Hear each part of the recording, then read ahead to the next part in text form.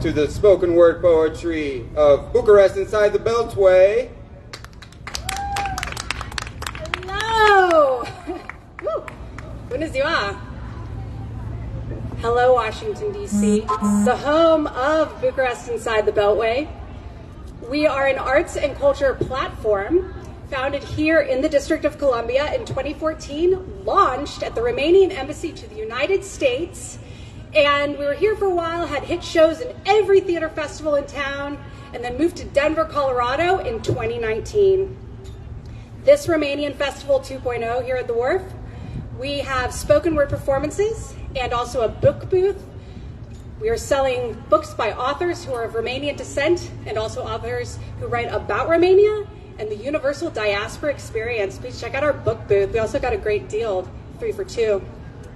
Without further ado, this early spoken word session, we are featuring the 2 most well-known and also most prolific contemporary poets in Romanian. They live in Sibiu and Bucharest respectively.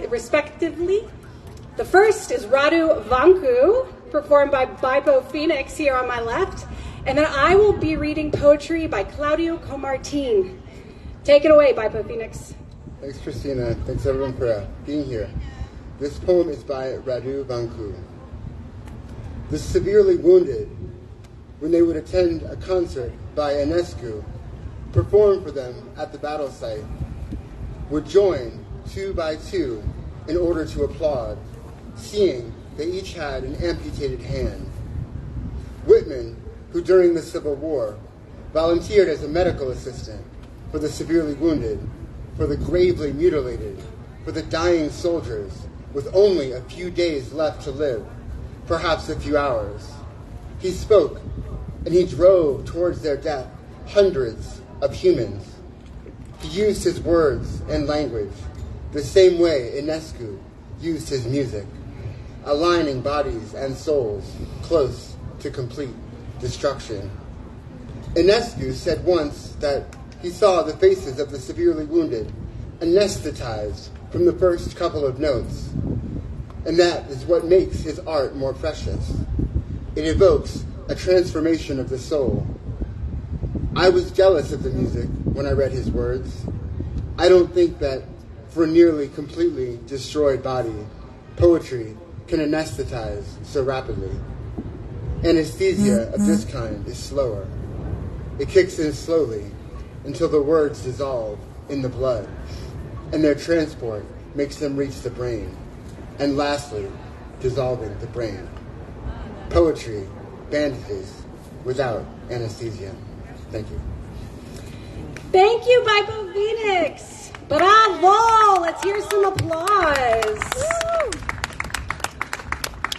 So, in typical DMV style, there is a delay on the metro, which means that we will hear Claudio Comartin's poems later today at 4:30, and I'm going to step in and do a couple of my poems for now, because we want the professional DC spoken word poet, Sir Harvey Fitz, to get his spotlight. My name is Lady Godiva. I am a DC spoken word poet, and you can buy, you can't, my poetry book sold out, but you can find it online, Green Horses on the Walls, and these poems are from my book.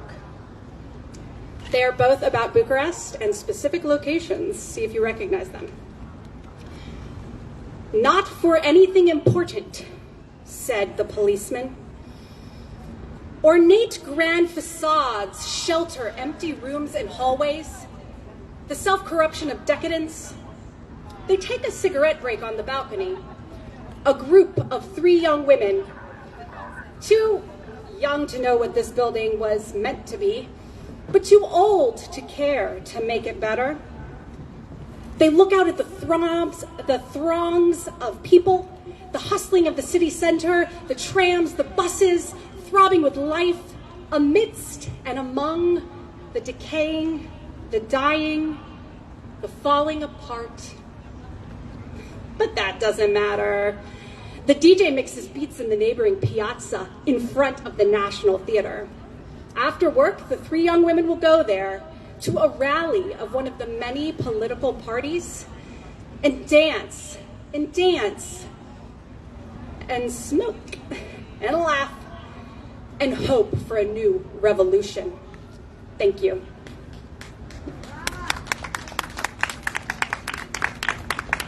Thank you, Christina.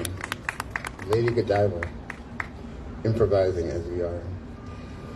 I'm reading the final poems that I'll be reading by Radu Vanku.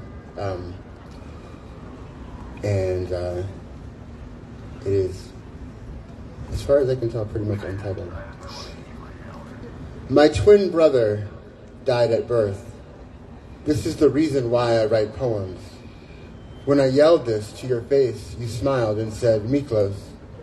Others read poems in order to find their twin brother. You were right, and this annoyed me. You made me a cup of coffee, and I recovered. Along with my twin brother, died my mother, as well giving birth. You did not smile. You drank your coffee. You were silent. I was silent too. You drank from your coffee. We made love silently. A long time after you said, do not ever use poetry, your mother, and death in the same sentence. You were right. I did not use them again, but never did poetry become my twin brother nor my mother, but it became the communal grave from which I think maybe I would have listened to you.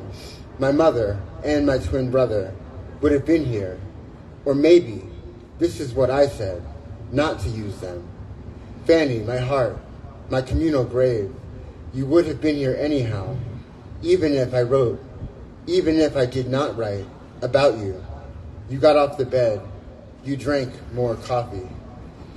Just because I am writing this here does not mean I am alive. I watched you from the bed, the way I watched the sky. Something became dimly illuminated now, and then it started to rain. Then and now, you sat next to me. Then and now, we looked upon the day, upon the sky, embracing with a taste of coffee. Thanks. Thank you, BiB Phoenix. I want to give a shout out to Bucharest Inside the Beltway cultural producer Adela Sinclair for our translations from the original Romanian into English. Thank you, Adela. You can hear Adela's poetry at 4:30 up on this stage. To close out, I have one more poem about Romania, and we will hear BiB Phoenix's poem that is an original and very relevant to Romania right now. Equilibrium. Things could be worse. Parents with cancer. Love of your life leaves you for the priesthood. You can have more than mental health issues and actually be totally insane. You could never pause to look at the top of buildings. You could be too self-absorbed to think about your family. You could slip and fall, be hit by a bus. Forget history.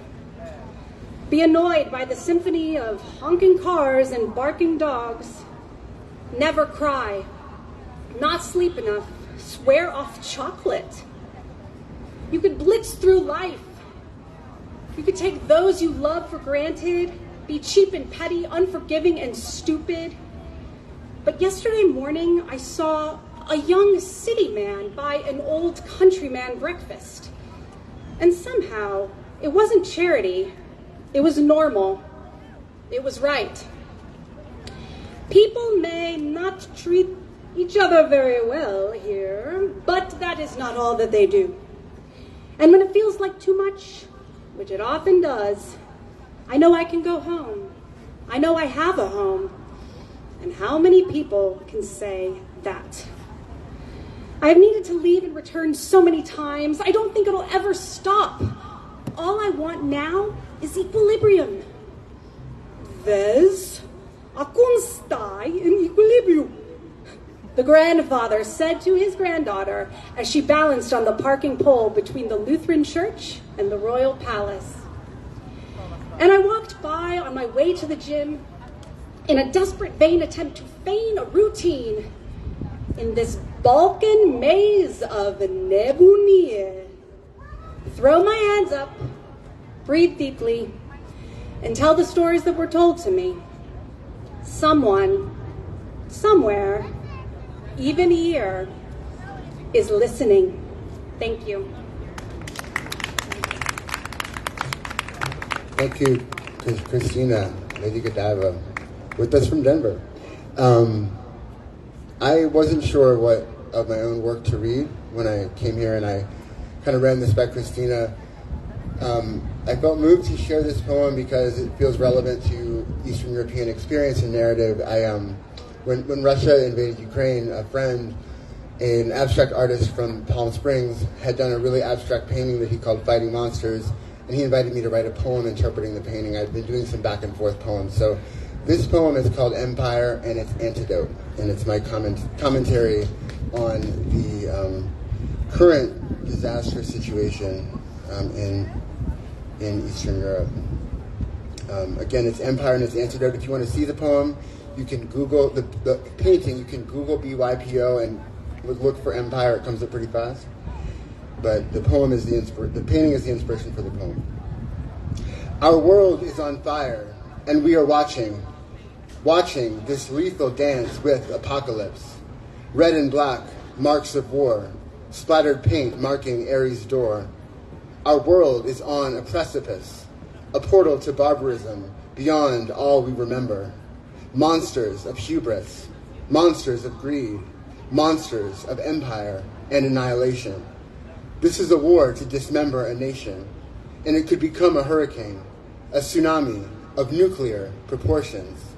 Sociopathic narcissism, toxic megalomania, these forces produce this moment, like demons unchained. We need an exorcism, a collective cleansing, the opposite of fratricide and genocide, a global karmic spiritual rebirth, reconnecting with our common humanity. We need to summon our power, our capacity for transformative imagination, an emphatic choice other than which empire to serve. These colors interweave, they refract and recombine, conjuring the gifts of the sacred, transcendent love as an antidote to empire.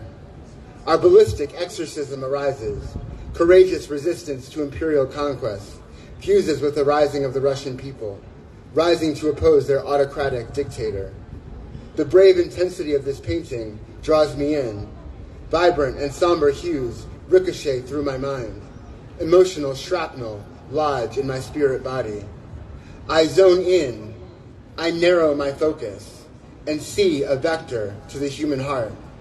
This is a poem about empire, but also about its antidote. In these fierce colors, I find both rage and hope.